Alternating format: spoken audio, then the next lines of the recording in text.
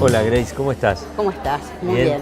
Bueno, queríamos compartir con vos y pensar juntos qué hacemos cuando hay conflictos en la escuela, ¿no? Que sos un especialista en ese tema. Bueno, básicamente conflictos hay en todas partes, ¿no?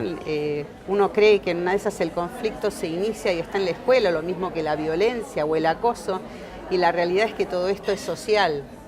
Tenemos conflictos en tanto y en cuanto haya dos personas interactuando, trabajando o dos chicos jugando, siempre va a haber un conflicto.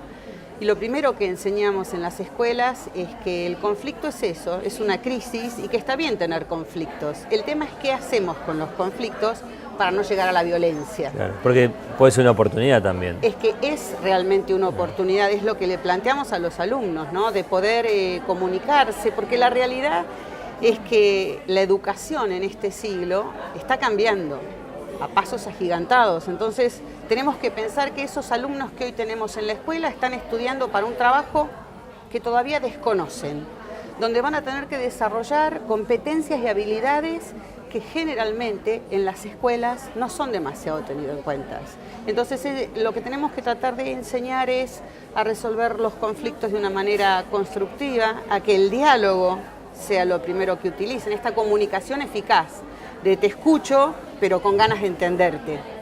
Para lo cual el docente va a crear junto con el grupo un clima, ¿sí? Un clima además de seguridad, donde también se establezcan normas de qué es lo que se espera, digamos, del grupo, del docente, de los alumnos, donde se aclare esta gran diferencia entre conflicto y violencia, donde sepamos que hay conflictos que son pequeños, o medianos, grandes, y que de acuerdo a eso también hay estrategias distintas.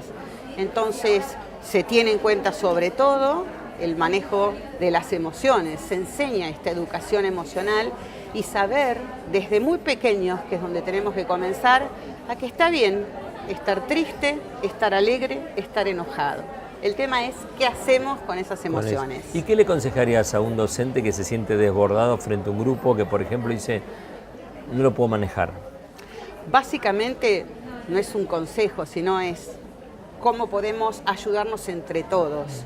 Saber si un colega lo pudo manejar y saber qué estrategias utilizó. Que puede ser que le hayan servido a esa docente y a ese grupo y a vos no te sirvan. Claro. Esto también puede pasar. Pero básicamente leer y también saber qué es lo que le pasa a ese alumno porque está desbordado. Porque ¿Leer al alumno te refieres? No, saber el docente, estudiar. Estudiar. Cuando yo fui docente no teníamos idea de cómo funcionaba el cerebro. Hoy las neurociencias nos dicen cómo aprende el cerebro. Entonces uno se da cuenta cuánto nos equivocamos hace 20 años en una de esas, ¿no? Saber si un chico está prestando atención, si no está, y por qué. Si una actividad que voy a dar es muy larga, ¿qué le pasa a ese alumno que deja de hacerlo, que se desmotiva? Entonces creo que una manera de empezar a ver qué es lo que está pasando con un grupo, o que está desmotivado, o como decías vos, que se desborda, es qué le pasa. No solo desde el grupo, sino desde yo docente. Yo estoy entendiendo al grupo, yo le estoy dando estrategias, porque no solo es una cuestión de motivarlos, es también es un tema de que ellos se motiven y se sientan motivados en la clase con lo que nosotros les estamos dando. En este momento los contenidos no es lo más importante que se da, no somos más el docente enfrente de la clase dando contenidos, porque ellos los contenidos los tienen a un clic de la mano. A un clic de la mano. Entonces, ¿qué hago con esos contenidos? Entonces, ¿no? Vos lo que traes es que en realidad, y esta me parece interesante, entender que cuando un grupo está desbordado también está padeciendo, digamos, no solo padece el docente, el grupo mismo quisiera estar en otra situación, las personas que se desbordan quisieran estar en otra situación. Y al margen de estar padeciendo, hay algo muy claro, no están aprendiendo, que sería el objetivo de la escolarización en sí, ¿no? Entonces, ¿qué le pasa al grupo y qué me pasa a mí como docente? Que tengo que encontrar ese punto medio donde a mí me guste y yo disfrute de la enseñanza y yo estoy motivado como docente, y ese grupo le gusta lo que yo le acerco, para lo cual es importante escucharlos.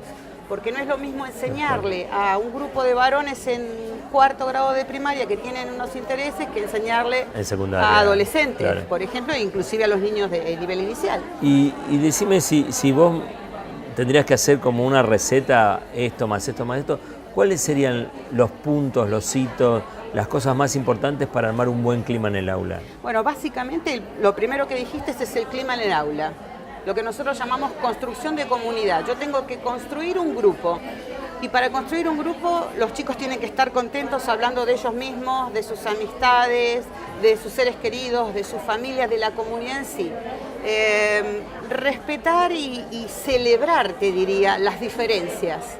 Está bien que pensemos distinto y veamos cómo podemos encontrar el punto medio. Esto que te decía, las normas de convivencia, cómo vamos a estar como grupo, ya sea en el aula, luego en la escuela, luego en la comunidad.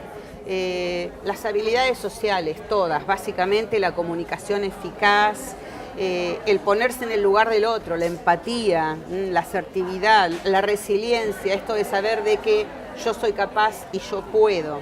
Y puntualmente la resolución de conflictos, ¿no? ¿Qué estrategias vamos a utilizar para este ganar-ganar? Donde los dos vamos a estar ganando en este conflicto que tenemos.